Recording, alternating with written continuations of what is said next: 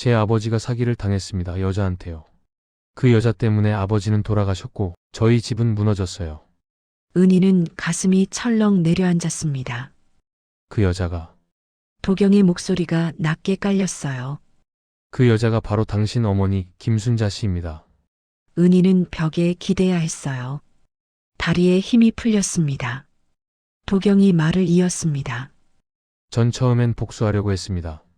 이 말을 들은 순간 은희의 눈에서 눈물이 흐르기 시작했습니다. 안녕하세요. 은빛낭독실입니다. 오늘은 평생 잊지 못할 반전이 터지는 이야기입니다. 농활하던 남편이 신혼 첫날 밤 들려준 한마디, 그리고 그 뒤에 숨겨져 있던 엄마의 죄까지. 아무도 예상하지 못한 진짜 악인이 등장합니다. 지금부터 시작합니다. 경상남도 함안. 더 이상 기차가 다니지 않는 폐철도 마을이었습니다. 한때는 서울로 가는 기차가 서던 곳이었죠. 하루에 4번 고향을 떠나는 청년들과 서울에서 돌아오는 어르신들이 이 작은 역을 거쳐갔습니다. 하지만 2000년대 들어서면서 철로는 녹슬기 시작했고 붉은 벽돌로 지어진 역사는 창문만 깨진 채 방치되었어요. 레일 위로는 잡초가 무성하게 자랐고 역 앞 상점들은 하나둘 문을 닫았습니다. 그 역 바로 옆 언덕 중턱에 슬레이트 지붕의 낡은 집 한 채가 있었어요. 바로 그곳이 김순자와 딸 이은희가 사는 집이었습니다. 김순자는 올해 66이었습니다. 허리는 구부정하게 굽었지만 걸음만큼은 누구보다 빨랐어요. 새벽 5시면 어김없이 일어나 우유 배달 상자를 들고 언덕을 올랐습니다. 한 손엔 플라스틱 상자, 다른 손엔 낡은 면장갑. 겨울이면 손등이 트고 갈라졌지만 순자는 멈추지 않았어요. 딸 하나, 그거 하나 믿고 여기까지 왔다. 순자의 머릿속엔 늘 이 한 가지 생각뿐이었습니다. 남편은 은희가 10살 때 세상을 떠났고 그 뒤로 순자는 혼자 딸을 키웠어요. 품팔이, 우유 배달, 식당 설거지, 할 수 있는 일은 다 했습니다. 손이 닳고 허리가 굽고 머리가 세어도 괜찮았어요. 단 하나 은희만큼은 제대로 먹이고 싶었거든요. 그렇게 키운 딸, 이은희는 이제 42이었습니다. 은희는 마을 입구 대형마트에서 계산원으로 일했어요. 아침 9시에 출근해서 저녁 6시에 퇴근하는 삶. 하루 종일 서서 바코드를 찍고 카드를 받고 영수증을 건네는 일이 전부였습니다. 감사합니다. 또 오세요. 같은 말을 하루에 100번도 넘게 반복했습니다. 입은 웃고 있었지만 눈은 웃지 않았어요. 그런데 요즘 들어 은희는 이상한 느낌을 받고 있었습니다. 엄마의 분위기가 달라진 거예요. 순자는 밤마다 한숨을 쉬었고 문 앞에 누가 오면 깜짝깜짝 놀랐습니다. 마치 누군가를 피하는 사람처럼요. 어느 날 저녁이었어요. 은희가 퇴근해서 집에 들어섰을 때 순자는 부엌 구석에 쪼그리고 앉아 전화기를 붙들고 있었습니다. 목소리는 떨리고 있었어요. 그러니까요. 조금만 더 기다려주시면 안 되겠습니까? 제발이요. 은희는 가방을 내려놓으며 물었습니다. 엄마, 누구야? 무슨 일이야? 순자는 화들짝 놀라며 전화를 끊었어요. 그리고는 억지로 웃으며 말했습니다. 아무것도 아니다. 동네 아주머니한테서 온 전화요. 하지만 순자의 손은 떨리고 있었어요. 은희는 그 떨림을 놓치지 않았습니다. 엄마, 무슨 일 있어? 빚이라도 있는 거야? 아이고, 무슨 빚. 걱정 마라. 엄마가 다 알아서 한다. 순자는 더 이상 말하지 않았어요. 그리고 그날 밤 은희는 벽 너머로 엄마가 우는 소리를 들었습니다. 낮게 숨죽이며 우는 소리. 평생 강하게만 살아온 엄마가 우는 모습을 은희는 본 적이 없었어요. 며칠 후였습니다. 은희가 마트에서 일하고 있을 때 낯선 남자 한 명이 들어왔어요. 구겨진 양복에 번들거리는 머리, 담배 냄새가 진하게 풍기는 사람이었습니다. 그 남자는 계산대 앞에 서서 은희를 빤히 쳐다봤어요. 이은희 씨 맞습니까? 은희는 고개를 들었습니다. 처음 보는 얼굴이었어요. 네, 그런데요. 남자는 명함 한 장을 꺼내 계산대 위에 툭 놓았습니다. 저는 최만복이라고 합니다. 어머님 아시죠? 김순자 씨. 제가 곧 아버님이 될 사람입니다. 은희의 손이 멈췄어요. 명함에는 만복 중고차라고 적혀 있었습니다. 무슨 소리예요? 우리 엄마가 재혼을 한다고요? 만복은 씩 웃으며 말했습니다. 아직 말씀 안 하셨나 보네요. 곧 아실 겁니다. 그럼 나중에 뵙죠. 남자는 그렇게 말하고 나가버렸어요. 은희는 멍하니 그 뒷모습을 바라봤습니다. 가슴속이 먹먹하게 가라앉는 기분이었어요. 그날 저녁 집으로 돌아온 은희는 순자를 마주했습니다. 순자는 밥상을 차리다 말고 딸의 표정을 보고는 눈치를 챘어요. 은희야, 엄마가 할 말이 있다. 재혼하신다면서요. 순자는 입술을 깨물었습니다. 한참을 침묵하다가 조용히 말했어요. 미안하다, 은희야. 엄마가 빚이 있었어. 많이. 얼마나요? 3천만 원. 은희는 숨이 막혔습니다. 3천만 원. 둘이서 일해도 몇 년은 걸릴 돈이었어요. 어떻게 그렇게 많은 빚을. 순자는 고개를 숙였습니다. 엄마가 병원비 때문에 좀 빌렸는데 이자가 붙고 또 붙고 해서 이제 어쩔 수가 없더라. 그 사람이 빚을 대신 갚아준다고 했어. 그래서 은희는 식탁을 움켜쥐었어요. 손톱이 하얗게 변할 정도로 세게요. 그래서 재혼을 하시는 거예요? 돈 때문에요? 순자는 대답하지 못했습니다. 그 침묵이 모든 걸 말해주고 있었어요. 밤이 깊어갔습니다. 은희는 방에 누워 천장을 바라봤어요. 형광등 하나가 희미하게 켜져 있었고 천장에는 곰팡이 자국이 여기저기 묻어 있었습니다. 이렇게 끝나는 건가? 우리의 삶이. 밖에서는 화물차 소리만 덜컹거리며 지나갔습니다. 폐철도 마을의 밤은 깊고 어두웠어요. 그리고 은희는 알지 못했습니다. 이것이 시작일 뿐이라는 것을요. 곧 더 큰 폭풍이 몰려올 거라는 것을. 최만복이 정식으로 집에 들어온 건 그로부터 일주일 후였습니다. 일요일 오후였어요. 은희가 빨래를 널고 있는데 마당 아래쪽에서 차 소리가 들렸습니다. 낡은 검은색 승용차 한 대가 비탈길을 올라오고 있었어요. 차에서 내린 사람은 최만복이었습니다. 손에는 과일 상자를 들고 있었죠. 어머님 왔습니다. 만복의 목소리는 억지로 밝게 꾸민 듯 했어요.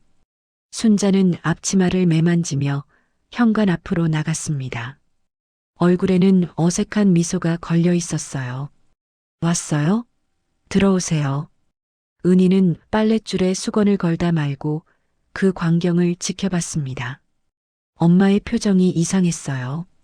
웃고는 있었지만 눈가에는 깊은 피로가 서려 있었습니다. 마치 벼랑 끝에 선 사람이 억지로 균형을 잡고 있는 것처럼요. 만복은 거실에 들어서자마자 소파에 털썩 앉았습니다. 그리고는 담배를 꺼내려다가 순자의 눈치를 보고 다시 주머니에 넣었어요. 은희 씨도 있네요. 좋습니다. 마침 할 얘기가 있어서요. 은희는 빨래 바구니를 들고 안으로 들어왔습니다. 만복의 시선이 은희를 훑었어요. 위에서 아래로 마치 물건을 감정하듯이요. 은희는 소름이 돋았습니다. 앉으세요, 은희 씨. 좋은 얘기니까. 은희는 식탁 끝에 앉았어요. 순자는 부엌에서 물을 따라 나왔습니다. 물컵을 내려놓는 순자의 손이 미세하게 떨리고 있었어요. 만복은 과일 상자를 열며 말을 꺼냈습니다. 은희 씨 나이가 42이라고 들었습니다. 네. 결혼은 생각 안 해보셨어요? 은희는 대답하지 않았어요. 만복은 신경 쓰지 않는다는 듯 계속 말했습니다. 여자 나이 40이 넘으면 솔직히 혼처 구하기 쉽지 않죠. 그런데 제가 좋은 데 하나 알아봤습니다. 순자가 끼어들었어요. 은희야, 그냥 한번 만나만 보자. 응? 은희는 엄마를 봤습니다. 순자의 눈빛에는 애원이 담겨 있었어요. 간절한 무언가를 바라는 눈빛이었습니다. 만복은 주머니에서 사진 한 장을 꺼냈어요. 낡은 증명사진이었습니다. 사진 속 남자는 단정한 얼굴에 검은 머리를 뒤로 넘긴 모습이었어요. 조도경 씨라고 합니다. 나이는 46. 하만 외곽에서 목공소하고 있어요. 집도 있고 빚도 없고 성실한 사람입니다. 은희는 사진을 받아들었어요. 평범한 얼굴이었습니다. 특별히 잘생기지도 못생기지도 않은 얼굴이었죠. 그런데 한 가지 문제가 있긴 합니다. 만복이 잠시 뜸을 들였어요. 은희는 사진을 내려다보며 물었습니다. 무슨 문제요? 농아래요. 순간 은희의 손이 굳었습니다. 뭐라고요? 말을 못합니다. 귀도 잘 안 들리고요. 태어날 때부터 그랬다더군요. 하지만 손은 야무져요. 가구도 만들고 문짝도 만들고 혼자서 다 해요. 성실하고 착한 사람입니다. 은희는 사진을 식탁 위에 내려놓았어요. 가슴속에서 차가운 무언가가 올라왔습니다. 왜 하필 저한테 이런 사람을 소개하는 거예요? 만복의 표정이 굳어졌습니다. 이런 사람이라니요? 은희 씨 나이에 이 정도면 어디 가서도 못 구합니다. 솔직히 말해서요. 그럼 당신이 데려가세요. 딸이 있으면 딸한테 주시든가요. 순자가 황급히 말했습니다. 은희야, 말을 왜 그렇게 해? 엄마는 괜찮으세요? 이게 정상적인 맞선이에요? 농아라는 걸 먼저 말하면서 소개하는 게요? 만복은 담배를 꺼내 입에 물었어요. 이번엔 눈치 보지 않고 불을 붙였습니다. 연기가 피어올랐어요. 은희 씨, 세상 일이 다 공평하고 정상적이면 좋겠습니까만 그렇지 않습니다. 어머니 빚이 얼만지 아십니까? 3천만 원입니다. 이자만 한 달에 100만 원씩 나갑니다. 제가 그 빚을 대신 갚아드렸어요. 그 대가로 어머니랑 재혼을 하는 겁니다. 그리고 은희 씨도 좋은 데로 시집 보내드리는 거고요. 은희는 숨이 막혔습니다. 좋은 데로 시집 보낸다는 말이 귀를 때렸어요. 저를 파는 거네요. 빚 대신에. 만복은 담배 연기를 길게 내뱉었습니다. 팔다니요. 말이 심하네요. 서로 도와주는 겁니다. 조도경 씨도 혼자 사는 게 불편하니까 배우자가 필요한 거고 은희 씨도 시집 갈 나이 아닙니까? 그리고 어머니 빚도 없어지고요. 윈윈 아닙니까? 순자는 고개를 숙이고 있었어요. 손은 무릎 위에서 떨리고 있었습니다. 은희는 그 손을 봤어요. 평생 일만 해서 거칠어진 손. 손가락 마디마다 굳은 살이 박혀 있는 손이었습니다. 은희는 입술을 깨물었어요. 화가 치밀어 올랐지만 동시에 무력감도 밀려왔습니다. 엄마를 탓할 수도 만복을 내쫓을 수도 없었어요. 3천만 원이라는 빚이 둘을 올가매고 있었으니까요. 언제 만나라는 거예요? 은희의 목소리는 낮고 가라앉아 있었습니다. 만복은 만족스럽다는 듯 고개를 끄덕였어요. 이번 주 토요일 조도경 씨 목공소에서 만나면 됩니다. 제가 같이 갈게요. 은희는 대답하지 않았어요. 그저 사진 속 남자의 얼굴을 내려다볼 뿐이었습니다. 농아라는 남자, 말도 못하고 소리도 못 듣는 남자. 은희는 문득 깨달았어요. 나는 지금 거래당하고 있구나. 만복은 자리에서 일어나며 말했습니다. 그럼 토요일에 뵙겠습니다. 어머님, 안녕히 계세요. 차가 떠나고 집안에는 무거운 침묵만 남았습니다. 순자는 식탁에 앉아 얼굴을 감쌌어요. 어깨가 작게 떨렸습니다. 울고 있었던 거예요. 은희는 아무 말도 하지 않았습니다. 위로할 말도 원망할 말도 없었어요. 그저 창밖을 바라볼 뿐이었습니다. 폐철도 위로 석양이 지고 있었어요. 녹슨 레일이 붉게 물들었습니다. 기차는 더 이상 오지 않았지만 인생은 계속 굴러가고 있었어요. 은희가 원하든 원하지 않든요. 토요일 아침 은희는 옷장 앞에 서 있었습니다. 맞선 나가는 날이었어요. 무얼 입어야 할지 막막했습니다. 화려한 옷은 우스워 보일 것 같았고 너무 수수한 옷은 초라해 보일 것 같았어요. 결국 은희는 회색 블라우스에 검은색 바지를 꺼내 입었습니다. 거울 속 자신의 얼굴이 낯설었어요. 이게 맞선 나가는 사람 얼굴이 맞나? 표정엔 기대도 설렘도 없었습니다. 그저 피곤함만 가득했어요. 10시가 되자 만복의 차가 집 앞에 도착했습니다. 순자는 현관 앞까지 따라 나왔어요. 은희야, 너무 긴장하지 마라. 그냥 편하게 만나고 오면 된다. 은희는 대답 대신 고개만 끄덕였습니다. 차에 오르자 만복이 백미러로 은희를 쳐다봤어요. 긴장되죠? 괜찮습니다. 조도경 씨, 좋은 사람이에요. 은희는 창밖을 바라봤어요. 대답하고 싶지 않았습니다. 차는 하만 외곽 쪽으로 달렸습니다. 논밭 사이로 좁은 길이 이어졌고 저 멀리 폐역이 보였어요. 더 이상 사용하지 않는 역사 건물이 쓸쓸하게 서 있었습니다. 차는 그 역 옆으로 꺾어 들어갔어요. 여기입니다. 저기 보이죠? 만복이 가리킨 곳에는 낡은 창고 같은 건물이 있었습니다. 나무 간판에 조도경 목공소라고 손글씨로 적혀 있었어요. 건물 옆에는 톱밥이 쌓여 있었고 나무 냄새가 바람에 실려왔습니다.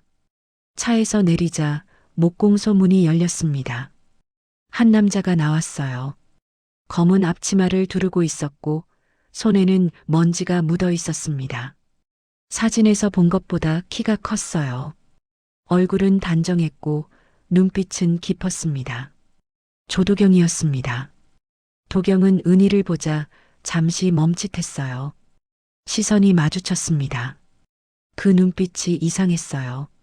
마치 은희를 처음 보는 게 아니라 오래전부터 알고 있었던 사람처럼요. 하지만 도경은 아무 말도 하지 않았습니다. 만복이 크게 소리쳤어요. 도경 씨, 왔습니다. 이쪽이 은희 씨예요. 도경은 고개를 끄덕였어요. 그리고는 손짓으로 안으로 들어오라고 했습니다. 은희는 천천히 목공소 안으로 들어갔어요. 안은 생각보다 정돈되어 있었습니다. 나무 책상, 의자, 선반이 가지런히 놓여 있었고 벽에는 연장들이 줄지어 걸려 있었어요. 톱밥 냄새와 나무 냄새가 섞여 있었습니다. 도경은 작은 탁자를 가리켰어요. 앉으라는 뜻이었습니다. 은희는 의자에 앉았고 만복도 옆에 앉았어요. 도경은 맞은편에 앉았습니다. 침묵이 흘렀어요. 만복이 어색함을 깨려는 듯 말을 꺼냈습니다. 도경 씨는 원래 이렇습니다. 말을 못하고 귀도 잘 안 들려서요. 하지만 손은 정말 좋아요. 여기 보세요. 이 탁자도 도경 씨가 만든 겁니다. 대단하죠? 은희는 탁자를 내려다봤어요. 표면이 매끈했고 나무결이 아름다웠습니다.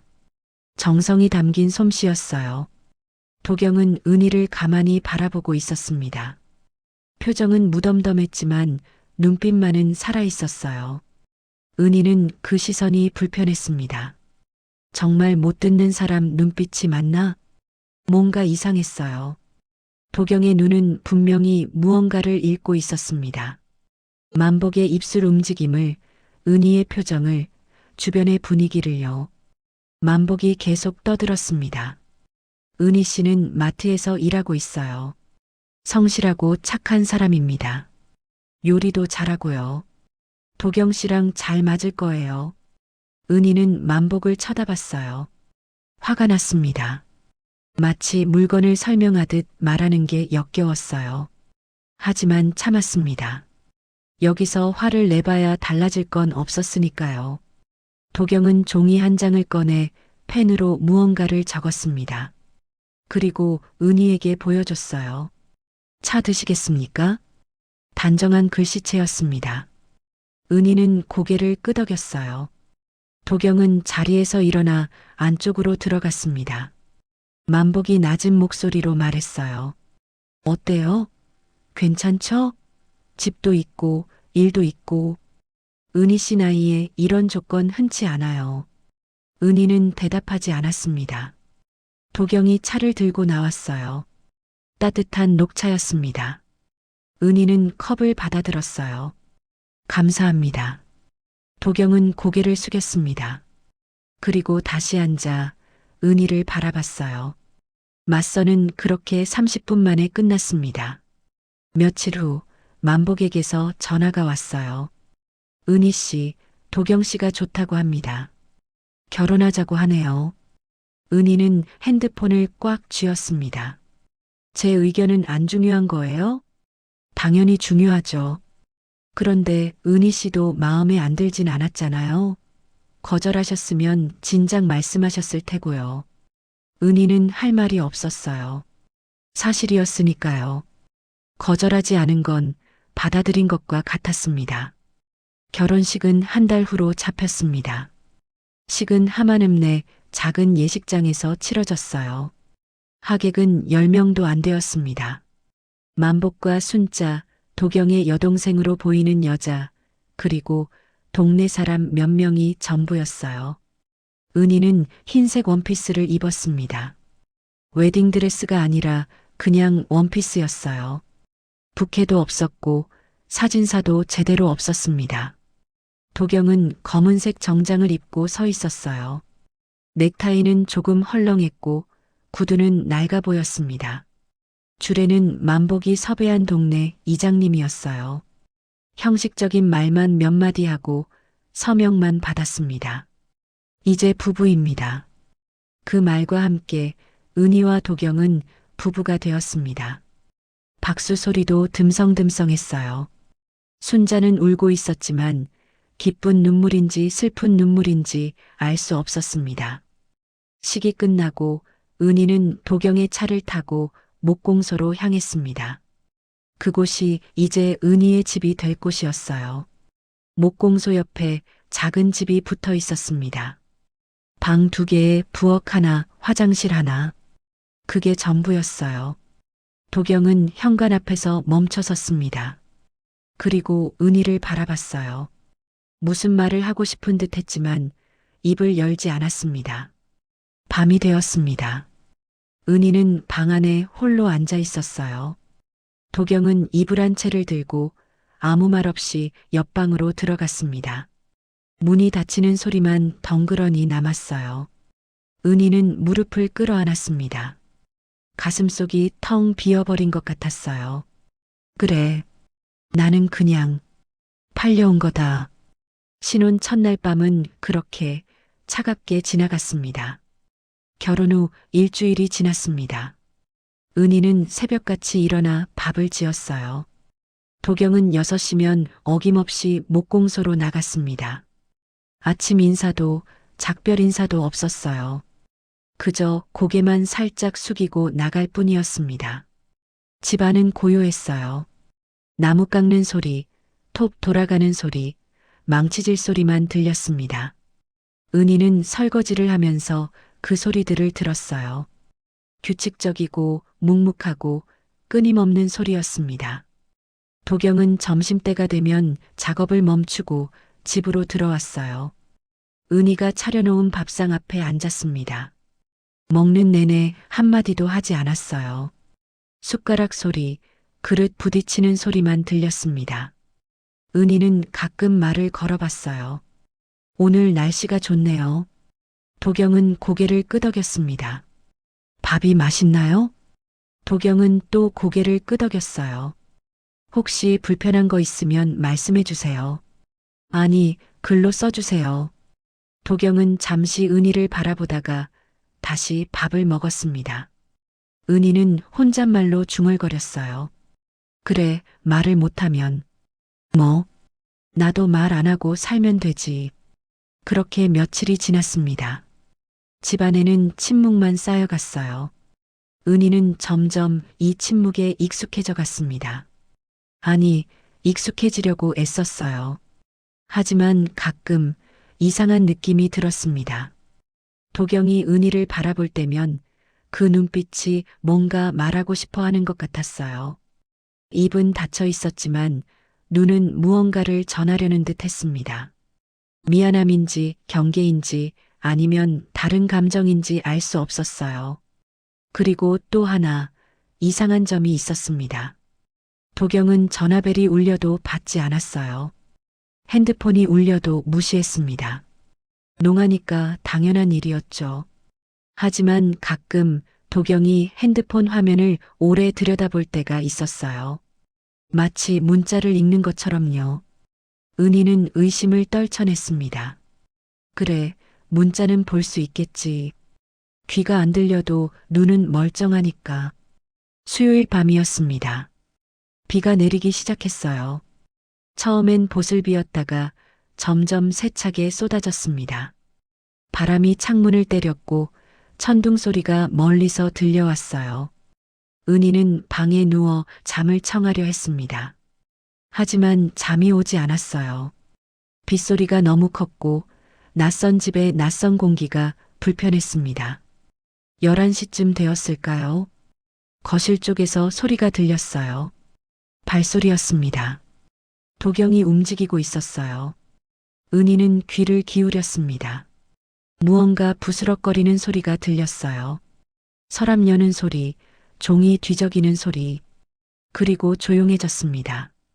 잠시 후 낮은 목소리가 들렸어요.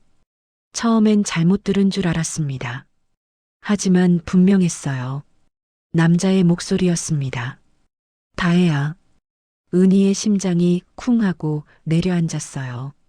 목소리는 계속 이어졌습니다. 내일 준비해. 그 사람 오래 놔두면 안 된다. 만보기가 또 올 거야. 은희는 침대에서 몸을 일으켰습니다. 숨을 죽였어요. 귀를 문 쪽으로 바짝 기울였습니다. 도경의 목소리였어요. 분명히 도경이었습니다. 낮고 단단한 목소리였어요. 말을 못한다던 남자가 또렷하게 전화 통화를 하고 있었습니다. 그래, 알았어. 조심해서 와. 비 조심하고. 통화가 끊어졌어요. 은희는 벌떡 일어나 방문 틈으로 거실을 내다봤습니다. 희미한 불빛 아래 도경이 서 있었어요. 핸드폰을 귀에 대고 있었습니다. 그리고 천천히 핸드폰을 내렸어요.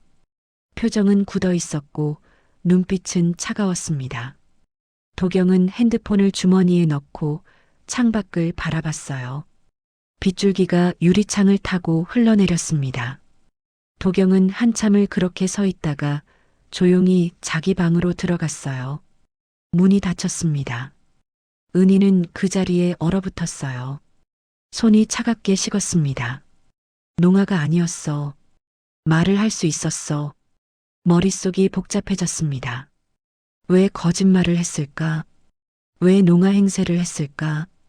그리고 전화 내용은 뭘까? 다혜라는 이름. 맞선 때 목공소에 잠깐 왔던 여자가 떠올랐어요. 도경의 여동생이라고 했던 사람이었습니다. 그 사람 오래 놔두면 안 된다. 그 말이 귓가에 맴돌았어요. 그 사람이 누구지? 만복일까? 아니면 나일까? 은희는 이불을 끌어안았습니다. 온몸에 소름이 돋았어요. 나를 어떻게 하려는 거지? 왜 나를 여기 데려온 거지? 두려움이 밀려왔습니다. 처음엔 단순히 빚 때문에 팔려온 신부라고 생각했어요. 하지만 뭔가 더 큰 일이 벌어지고 있었습니다. 도경은 농아가 아니었어요. 그렇다면 모든 게 거짓말이었던 걸까요? 맞선도, 결혼도, 이 모든 게 계획된 것이었을까요? 은희는 창밖을 바라봤어요. 비는 계속 쏟아지고 있었습니다. 폐철도 위로 빗물이 고여 흐르고 있었어요. 도망치고 싶었습니다. 지금 당장 짐을 싸서 나가고 싶었어요. 하지만 어디로 가겠어요? 엄마한테 돌아가면 뭐가 달라질까요? 빚은 여전히 남아있고 만복은 여전히 그곳에 있을 텐데요. 은희는 무릎을 끌어안고 앉아 있었습니다. 밤은 깊어갔고 비는 그치지 않았어요. 다음 날 아침 도경은 평소처럼 아무 일 없다는 듯 일어났습니다. 밥을 먹고 묵묵히 목공소로 나갔어요. 한마디도 하지 않았습니다. 여전히 농아처럼 행동했어요. 은희는 그 뒷모습을 바라봤습니다. 등이 넓고 걸음은 단단했어요. 하지만 이제 그 모습이 낯설게 느껴졌습니다. 저 사람은 대체 누구지? 왜 나한테 거짓말을 하는 거지? 은희는 결심했어요. 더 이상 가만히 있을 수 없었습니다. 진실을 알아내야 했어요. 자신이 어떤 위험 속에 있는지, 도경이 무엇을 숨기고 있는지요. 그날부터 은희는 도경을 지켜보기 시작했습니다. 사흘이 지났습니다. 은희는 도경의 일거수일투족을 관찰했어요. 하지만 도경은 여전히 완벽한 농아 연기를 했습니다. 말 한마디 없이 소리 하나 내지 않고 묵묵히 나무만 깎았어요. 목요일 오후였습니다. 은희가 설거지를 하고 있을 때 밖에서 차 소리가 들렸어요. 익숙한 엔진 소리였습니다. 최만복의 차였어요. 은희는 앞치마를 벗고 현관으로 나갔습니다. 만복이 차에서 내리고 있었어요. 표정은 잔뜩 굳어 있었고 손에는 서류 가방을 들고 있었습니다. 안녕하세요, 은희 씨. 남편 있습니까? 목공소에 계세요. 그래요? 잠깐 뵈어야 할 일이 있어서요. 만복은 그렇게 말하고 목공소 쪽으로 걸어갔어요. 은희는 뒤따라갔습니다. 왠지 불안한 예감이 들었거든요. 목공소 문을 열자 도경이 의자를 만들고 있었어요. 만복을 보자 작업을 멈췄습니다. 표정이 순간 굳어졌어요. 만복이 웃으며 말했습니다. 도경 씨, 잘 지내시죠? 신혼생활은 어떻습니까? 도경은 대답하지 않았어요. 고개만 살짝 끄덕였습니다. 좋습니다. 그런데 말이죠. 오늘 온 건 다른 이유가 있어서입니다. 만복은 서류 가방을 열어 종이 한 장을 꺼냈어요. 이게 뭔지 아시죠? 계약서입니다. 우리끼리 했던 약속이요. 혹시 잊으신 건 아니겠죠? 도경의 눈빛이 차갑게 변했어요. 은희는 그 눈빛을 놓치지 않았습니다. 만복이 계속 말했습니다. 빚은 분명히 갚았습니다. 3천만 원 전부요. 그 대신 은희 씨를 데려왔고요. 이제 우리 거래는 끝난 겁니다. 그렇죠? 은희는 숨이 막혔어요. 거래라는 단어가 귓전을 때렸습니다. 도경은 여전히 아무 말도 하지 않았어요. 다만 눈빛으로 만복을 노려볼 뿐이었습니다. 만복이 피식 웃었어요. 뭐, 불만 있으시면 말씀하시죠. 아, 깜빡했네. 말을 못 하시는구나. 그 순간 문이 열리며 여자 한 명이 들어왔습니다. 20대 후반쯤 되어 보이는 여자였어요. 단발머리에 청바지를 입고 있었습니다. 맞선 날 목공소에서 봤던 여자였어요. 오빠 왔어. 여자가 밝게 인사했습니다. 그리고 은희를 보며 고개를 숙였어요. 언니, 처음 뵙죠? 전 도경이 동생 조다혜예요. 은희는 어색하게 인사를 받았습니다. 안녕하세요. 다혜는 만복을 보자 표정이 굳어졌어요. 왜 여기 오신 거예요? 인사차 들렀지. 매제 잘 지내나 보려고. 볼 거 다 보셨으면 이제 가세요. 다혜의 목소리는 차갑고 단호했어요. 만복은 어깨를 으쓱하며 웃었습니다. 알았어요. 그럼 이만. 은희 씨, 나중에 또 봅시다. 만복이 나가고 목공소 안에는 세 사람만 남았어요. 다혜가 은희에게 다가왔습니다. 언니, 부엌에 잠깐 갈까요? 제가 차 좀 끓여드릴게요. 은희는 다혜를 따라 집 안으로 들어갔어요. 부엌에서 다혜는 주전자에 물을 끓이며 말했습니다. 언니, 여기 적응은 잘하고 계세요? 그냥 그렇게 지내요. 오빠가 말이 없어서 불편하시죠? 은희는 다혜를 쳐다봤어요. 다혜의 눈빛이 묘하게 흔들리고 있었습니다. 언니, 여기서 좀만 버티세요. 네. 다혜는 목소리를 낮췄어요. 곧 끝날 거예요. 은희의 심장이 철렁 내려앉았습니다. 무슨 뜻이에요? 뭐가 끝난다는 거예요? 다혜는 대답하지 않았어요. 그저 씁쓸하게 웃을 뿐이었습니다. 언니는 아무것도 모르시는 게 나아요. 그냥 조금만 기다려주세요. 그 말은 위로가 아니었어요. 경고에 가까웠습니다. 밤이 되었습니다. 은희는 잠들 수 없었어요. 다혜의 말이 머릿속을 맴돌았습니다. 곧 끝난다는 말. 무엇이 끝난다는 걸까요? 11시쯤 밖에서 소리가 들렸어요. 은희는 조심스럽게 일어나 창문 쪽으로 다가갔습니다. 커튼 틈으로 밖을 내다봤어요. 마당에 도경과 만복이 서 있었습니다. 둘은 마주보고 서서 무언가 이야기하고 있었어요. 은희는 숨을 죽이고 창문을 살짝 열었습니다. 도경의 목소리가 들렸어요. 빚은 분명히 갚았잖아요. 사람은 건드리지 말라니까요. 낮고 단단한 목소리였습니다. 은희는 온몸이 얼어붙었어요. 만복이 비웃듯 말했습니다. 재밌네요. 처음에 누가 먼저 조건 들고 나왔는데 농아 행세 해가면서 신분 숨겨야 하는 건 자네 아니가? 그건 뭡니까? 자네 아버지 일 때문에 이름도 못 쓰고 사는 주제에 지금 나한테 뭐라고 하는 겁니까? 은희는 창틀을 꽉 움켜쥐었어요. 만복이 계속 말했습니다. 이 사람 원래 팔려간 건 우리 쪽이었잖아요.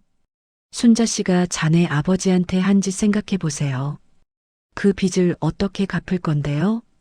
그래도 은희 씨는 아무 상관없는 사람이에요. 엄마 빚을 왜 딸이 져야 합니까? 그게 세상이에요, 도경 씨. 빚은 대물림 되는 겁니다. 도경은 주먹을 쥐었어요. 떨리고 있었습니다. 만복이 담배에 불을 붙이며 말했어요. 좋아요. 자네가 그렇게 나온다면 나도 방법이 있어요. 경찰에 신고하면 되겠네요. 조도경, 아니 본명이 뭐였더라? 그 이름으로요. 도경의 얼굴이 창백해졌습니다. 하지 마세요. 그럼 가만히 있어요. 내가 시키는 대로만 하면 아무 일도 안 생깁니다. 만복은 그렇게 말하고 차에 올라탔어요. 시동을 걸고 떠났습니다. 도경은 그 자리에 서서 한참을 서 있었어요. 어깨가 축 처져 있었습니다. 은희는 창문을 닫았습니다. 다리에 힘이 풀려 주저앉았어요. 머릿속이 하얗게 변했습니다. 모든 조각이 맞춰지기 시작했어요. 도경은 농아가 아니었어요. 신분을 숨기고 있었습니다. 엄마 순자가 과거에 도경의 아버지에게 무언가 잘못을 저질렀고 그 빚을 갚기 위해 은희가 여기 온 거였어요. 나는 단순히 팔려온 게 아니었어. 복수의 도구였던 거야. 은희는 온몸이 떨렸습니다. 분노와 두려움이 뒤섞여 밀려왔어요. 방문이 열렸습니다. 도경이 들어왔어요. 은희와 눈이 마주쳤습니다. 도경은 은희가 모든 걸 들었다는 걸 알았어요. 입술을 굳게 다물었습니다. 은희가 떨리는 목소리로 물었습니다. 당신, 대체 누구예요? 도경은 대답하지 않았어요. 그저 고개를 돌렸습니다. 은희의 눈에서 눈물이 흘러내렸습니다. 다음 날 아침 도경은 평소보다 늦게 일어났습니다. 은희는 밤새 잠을 이루지 못했어요. 눈이 퉁퉁 부어 있었고 머리는 지끈거렸습니다. 부엌에서 물을 마시고 있을 때 도경이 거실로 나왔어요. 둘은 마주 섰습니다. 도경이 먼저 입을 열었어요. 처음으로 은희를 향해 말을 했습니다. 들으셨죠? 어젯밤에 목소리는 낮고 조용했어요. 하지만 분명했습니다. 은희는 물컵을 싱크대에 내려놓았어요. 당신 농아 아니잖아요. 네. 왜 거짓말을 한 거예요? 도경은 한참을 침묵했습니다. 그리고 천천히 말했어요. 숨어야 했습니다. 제 이름으로는 살 수 없어서요. 무슨 뜻이에요? 제 아버지가 사기를 당했습니다. 여자한테요. 그 여자 때문에 아버지는 돌아가셨고 저희 집은 무너졌어요. 은희는 가슴이 철렁 내려앉았습니다. 그 여자가 은희 씨 어머니 김순자 씨입니다. 은희는 벽에 기대야 했어요. 다리에 힘이 풀렸습니다. 도경이 계속 말했습니다. 저는 18살이었어요. 대학 입학을 앞두고 있었죠. 아버지는 재혼을 하셨어요. 젊고 예쁜 여자였습니다. 김순자였어요. 은희는 입술을 깨물었어요. 어머니는 결혼 석 달 만에 집을 나갔습니다. 아버지 통장에 있던 돈, 집 문서 전부 들고요. 아버지는 그 충격으로 쓰러지셨어요. 그리고 한 달 뒤에 돌아가셨습니다. 그럴 리가. 믿기 싫으시겠죠. 저도 처음엔 믿을 수 없었어요. 그렇게 상냥하던 사람이 어떻게 그럴 수 있나 싶었죠. 도경의 목소리에는 오래된 상처가 배어 있었어요. 저와 동생은 빚쟁이들한테 쫓겼습니다. 이 마을에서 도망쳐야 했어요. 다른 이름으로, 다른 사람으로 살아야 했습니다. 그래서 농아 행세를 시작한 거예요. 말을 하지 않으면 신분을 숨기기 쉬우니까요. 은희는 도경을 바라봤어요. 도경의 눈에는 슬픔이 가득했습니다.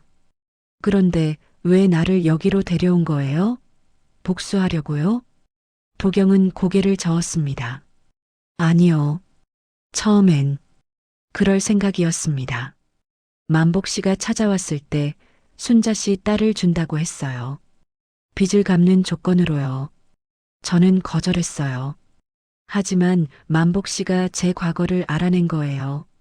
그래서 어쩔 수 없이 받아들인 거예요? 네. 만복 씨는 저를 협박했습니다. 경찰에 신고하겠다고요. 그럼 제 신분이 드러나고 동생도 위험해질 수 있었어요. 은희는 벽을 짚고 주저앉았습니다. 머릿속이 복잡했어요. 그때 현관문이 열렸습니다. 다혜가 들어왔어요. 손에는 비닐봉지를 들고 있었습니다. 오빠, 장봐 왔어.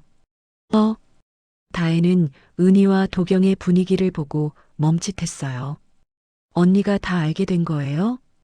도경이 고개를 끄덕였습니다. 다혜는 한숨을 쉬며 비닐봉지를 식탁에 내려놓았어요. 그럴 줄 알았어요. 언젠간 들킬 거라고 생각했어요. 은희가 다혜를 쳐다봤습니다.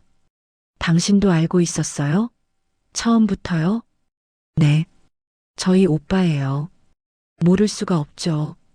다혜는 은희 옆에 앉았어요. 언니, 사실 저희도 복잡해요. 순자 씨를 미워해야 하는지 용서해야 하는지 모르겠어요. 무슨 소리예요? 다혜가 깊게 숨을 들이쉬었습니다. 순자 씨도 피해자였을 거예요. 아마도요. 은희는 눈을 크게 떴습니다. 우리 아버지는 좋은 분이셨어요. 하지만 너무 순진하셨죠. 젊은 여자가 왜 자기 같은 호라비한테 시집 오겠다고 했는지 의심도 안 하셨어요. 순자 씨도 어쩔 수 없었을 거예요. 살기 위해서요. 은희는 고개를 숙였습니다. 엄마의 얼굴이 떠올랐어요. 평생 구부정한 허리로 새벽부터 일하던 엄마의 모습이요. 다혜가 말을 이었습니다. 그래서 저는 순자 씨를 미워할 수가 없어요. 그 사람도 살려고 발버둥 친 거니까요. 하지만 오빠는 달라요. 아버지를 잃은 상처가 너무 커요. 도경은 창밖을 바라보고 있었어요. 표정은 무겁고 어두웠습니다. 은희는 손으로 얼굴을 감쌌어요. 눈물이 흘러내렸습니다. 그럼 나는 뭐예요? 나는 왜 여기 있는 거예요? 다혜가 은희의 손을 잡았어요. 언니는 아무 잘못 없어요. 그저 엄마와 딸 사이에 끼인 거예요. 우리 오빠도 언니도 다 피해자예요. 은희는 다혜의 손을 뿌리쳤습니다. 피해자라고요? 그럼 가해자는 누구예요? 우리 엄마예요? 만복이에요? 아니면 다 같이예요? 아무도 대답하지 못했어요. 은희는 자리에서 일어났습니다. 방으로 들어가 문을 닫았어요. 혼자 남은 방 안에서 은희는 무릎을 끌어안고 울었습니다. 엄마에 대한 배신감, 도경에 대한 분노, 자신에 대한 연민이 뒤섞여 밀려왔어요. 하지만 울다 보니 이상한 감정도 들었습니다. 엄마도 살고 싶었을 거예요. 먹고 살기 위해 뭐라도 해야 했을 거예요. 그게 잘못된 일이었어도 선택지가 없었을지도 몰라요. 도경도 마찬가지였어요. 아버지를 잃고 이름도 버리고 혼자 동생을 키우며 살아왔을 거예요. 그것도 살기 위해서였을 거예요. 그렇다면 은희 자신은요? 은희도 살고 있었어요. 엄마를 위해 빚을 갚기 위해 어쩔 수 없이 여기까지 온 거였어요. 모두가 피해자였고 모두가 살려고 발버둥 쳤던 거였어요. 은희는 눈물을 닦았습니다. 도망칠 수도 있었어요. 짐을 싸서 어디론가 떠날 수도 있었죠. 하지만 그게 뭘 해결해 줄까요? 은희는 창문을 열었습니다. 폐철도가 보였어요. 녹슨 레일 위로 햇살이 비치고 있었습니다. 도망치는 대신 진실을 직접 보자. 엄마한테도, 만복한테도, 도경한테도 똑바로 마주하자. 은희는 결심했습니다. 더 이상 끌려다니지 않기로요. 스스로 답을 찾기로요. 방문을 열고 나왔을 때 도경이 거실에 서 있었어요. 은희를 보더니 고개를 숙였습니다. 미안합니다. 은희는 대답하지 않았어요. 그저 도경을 지나쳐 현관으로 향했습니다. 어디 가세요? 엄마한테요. 직접 물어볼 거예요. 은희는 문을 열고 나갔습니다. 결음은 무거웠지만 멈추지 않았어요. 은희는 버스를 타고 폐철도 마을로 향했습니다. 1시간이 걸렸어요. 버스 안에서 은희는 창밖만 바라봤습니다. 무슨 말을 해야 할지, 엄마한테 뭘 물어야 할지 생각했어요. 하지만 정리가 되지 않았습니다. 그저 가슴속이 답답하고 무거웠어요. 집에 도착했을 때 순자는 마당에서 빨래를 널고 있었어요. 은희의 모습을 보자 깜짝 놀랐습니다. 은희야, 갑자기 왜 왔어? 순자의 얼굴은 더 야위어 보였어요. 눈가에는 다크서클이 짙게 깔려 있었습니다. 은희는 마당으로 들어서며 말했습니다. 엄마, 할 말이 있어서요. 무슨 일이야? 남편이랑 싸웠어? 은희는 대답하지 않고 집 안으로 들어갔어요. 순자는 빨래 바구니를 내려놓고 뒤따라 들어왔습니다. 거실에 마주 앉았습니다. 은희가 먼저 입을 열었어요. 엄마, 예전에 재혼한 적 있죠? 순자의 표정이 굳어졌습니다. 왜 갑자기 그런 얘길? 있잖아요, 없잖아요. 순자는 입술을 깨물었어요. 한참을 침묵하다가 고개를 끄덕였습니다. 있었다. 그 사람 어떻게 됐어요? 은희야, 왜 이런 걸 물어보는 거야? 대답해 주세요. 그 사람 어떻게 됐냐고요? 순자는 손을 떨었어요. 물컵을 들었다가 다시 내려놓았습니다. 돌아가셨다. 내가 떠나고 나서 얼마 안 돼서. 은희는 숨을 깊게 들이쉬었어요. 그 사람한테 아들이 있었죠? 딸도 있었고요. 순자의 얼굴이 하얗게 질렸습니다.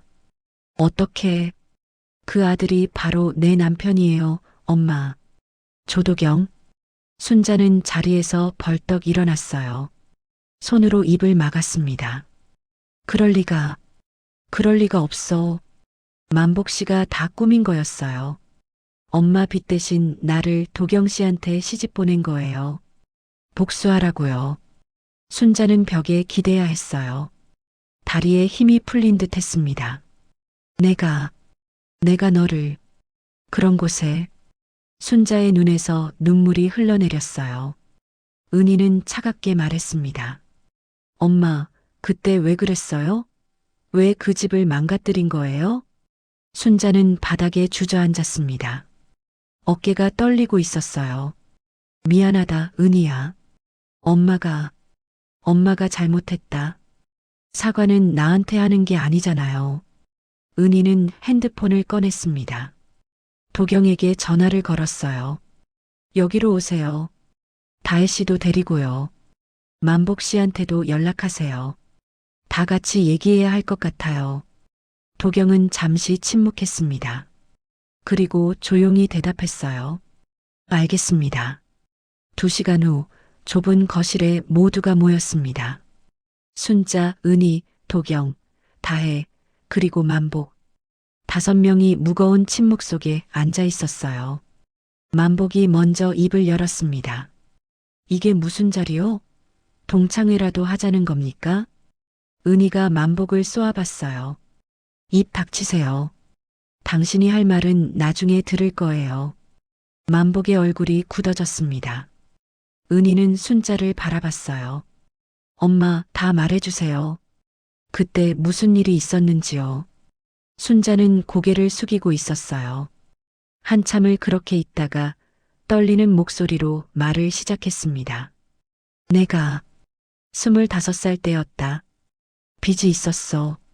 아버지가 사업하다가 망해서 빚쟁이들한테 쫓기고 있었지. 도경이 순자를 바라봤어요. 눈빛은 차갑고 단단했습니다. 그때 누군가가 나한테 제안을 했어. 돈 많은 호라비한테 시집가면 빚을 갚아주겠다고. 나는 살고 싶었어. 그래서 그 집에 갔지. 우리 집이었죠. 도경의 목소리가 낮게 깔렸어요. 순자는 고개를 끄덕였습니다. 착한 사람이었어. 너무 착해서 나한테 속는 줄도 모르더라. 결혼하고 3달 뒤에 나는 돈이랑 집 문서 들고 도망쳤어. 그게 계획이었으니까. 만복이 비웃으며 말했습니다. 그때 그 일 주선한 게 바로 저였죠. 순자 씨. 모두의 시선이 만복에게 쏠렸어요. 만복이 어깨를 으쓱했습니다. 저도 젊었을 때 일이죠. 돈 좀 벌려고 중개 일을 했었어요. 빚 많은 여자들을 돈 많은 남자한테 시집 보내는 거예요. 순자 씨도 그중 하나였고요. 도경이 벌떡 일어났습니다. 주먹을 쥔 채 만복에게 다가갔어요. 당신이 우리 아버지를 죽인 거나 마찬가지야. 죽였다니요? 과장 좀 심하시네. 사업이 그런 거 아닙니까? 속고 속이는 거지. 도경의 주먹이 떨렸습니다. 다혜가 오빠의 팔을 붙잡았어요. 오빠, 진정해요. 은희는 만복을 쳐다봤습니다. 그래서 이번에도 똑같은 짓을 한 거예요? 엄마 빚을 이용해서 나를 도경 씨한테 보낸 거죠? 만복이 씩 웃었어요. 어차피 갚을 빚인데 이왕이면 재미있게 갚으면 되잖습니까? 복수도 시켜주고 윈윈 아닙니까? 당신 지금 범죄 자백하고 있는 거 알아요? 범죄요? 무슨 범죄? 도경이 조용히 말했습니다. 사기죄, 협박죄. 충분합니다. 만복이 비웃었어요. 증거라도 있어요? 도경은 핸드폰을 꺼냈습니다. 녹음 파일 있습니다. 당신이 저를 협박하던 거 전부요. 그리고 이미 경찰에 신고했습니다. 만복의 얼굴이 굳어졌습니다. 뭐라고요? 바로 그때 밖에서 사이렌 소리가 들려왔어요. 순찰차가 언덕을 올라오고 있었습니다. 만복이 자리에서 일어나려 했지만 도경이 문을 막아섰어요. 늦었습니다. 경찰이 들어왔습니다. 만복은 저항했지만 소용없었어요. 수갑이 채워졌습니다. 이거나 내가 뭘 잘못했다고. 만복은 끌려나갔어요. 순찰차 문이 닫히고 사이렌 소리가 멀어졌습니다. 거실에는 네 사람만 남았어요. 순자는 바닥에 주저앉아 울고 있었고 은희는 창밖을 바라보고 있었습니다. 도경이 순자를 내려다봤어요. 용서는 못합니다. 하지만 더 이상 복수도 하지 않겠습니다. 순자는 고개를 들었어요. 미안하다. 정말 미안하다. 도경은 돌아서서 나갔습니다. 다혜가 은희를 보며 말했어요. 언니, 우리 집으로 갈래요? 은희는 고개를 저었습니다. 조금만 있다 갈게요. 다혜가 나가고 은희와 순자만 남았습니다. 은희는 순자 옆에 앉았습니다. 둘은 한참을 말없이 앉아 있었어요. 순자는 계속 울고 있었고 은희는 창밖을 바라보고 있었습니다. 폐철도가 보였어요. 녹슨 레일 위로 석양이 지고 있었습니다. 순자가 먼저 입을 열었어요. 은희야, 엄마가 너를 망쳤다. 너도 그 집도 다. 은희는 순자의 말을 끊었습니다. 망친 건 맞아요, 엄마. 순자는 고개를 떨구었어요. 은희가 계속 말했습니다. 하지만 엄마는 그래도 나한테는 엄마였어요. 순자는 고개를 들었어요. 눈물로 범벅이 된 얼굴로 딸을 바라봤습니다. 엄마가 잘못한 건 맞아요. 도경 씨네 집을 무너뜨린 것도 나를 그렇게 시집 보낸 것도요. 하지만 나는 기억해요. 엄마가 새벽마다 일어나서 우유 배달하던 거, 허리 아파서 밤에 신음하면서도 다음날 또 일하러 나가던 거요. 순자의 눈에서 눈물이 끝없이 흘러내렸어요. 엄마도 살고 싶었던 거죠? 나를 키우고 싶었던 거고요. 은희야, 용서는 못해요. 아직은 어쩌면 평생 못할지도 몰라요. 하지만 이해는 해요. 엄마도 선택지가 없었다는 거. 은희는 순자의 손을 잡았습니다. 거칠고 굳은 살 박힌 손이었어요. 그래도 엄마는 나를 버리지 않았잖아요. 그걸로 됐어요. 순자는 은희를 껴안았습니다. 둘은 한참을 그렇게 울었어요. 밖에서는 어둠이 내리고 있었습니다. 일주일이 지났습니다. 은희는 도경의 집으로 돌아왔어요. 짐을 풀고 방을 정리했습니다. 도경은 여전히 목공소에서 일하고 있었어요. 하지만 이제는 달랐습니다. 집에 들어올 때 인사를 했어요. 다녀왔습니다. 처음엔 어색했어요. 은희도 어떻게 대답해야 할지 몰랐습니다. 네, 들어오세요. 저녁을 먹을 때도 도경은 말을 했어요. 맛있습니다. 그래요? 다행이네요. 짧은 대화였지만 침묵보다는 나았어요. 어느 날 저녁 도경이 말했습니다. 식탁 하나 만들려고 합니다. 식탁이요? 네. 네 사람이 앉을 수 있는 거요. 은희는 도경을 바라봤어요. 도경은 조심스럽게 말을 이었습니다. 어머님도 모시고 다혜도 부르고 가끔 같이 밥 먹으면 어떨까 해서요. 은희는 잠시 생각했어요. 그리고 고개를 끄덕였습니다. 좋아요. 도경의 얼굴에 희미한 미소가 번졌어요. 처음 보는 표정이었습니다. 며칠 후 식탁이 완성되었습니다. 원목으로 만든 식탁이었어요. 표면은 매끄럽고 나무결은 아름다웠습니다. 4개의 의자도 함께 만들어졌어요. 도경이 식탁을 거실에 놓으며 말했습니다. 이제 숨 안 쉬고 사는 연기는 그만해도 되겠죠? 은희는 식탁을 쓰다듬으며 대답했어요. 그러세요. 이제 진짜로 사세요. 은희 씨도요. 저도요? 네. 팔려온 신부가 아니라 진짜 사람으로요. 은희는 웃었어요. 쓸쓸하지만 따뜻한 웃음이었습니다. 주말이 되었습니다. 순자와 다혜가 집에 왔어요. 식탁에 네 사람이 둘러앉았습니다.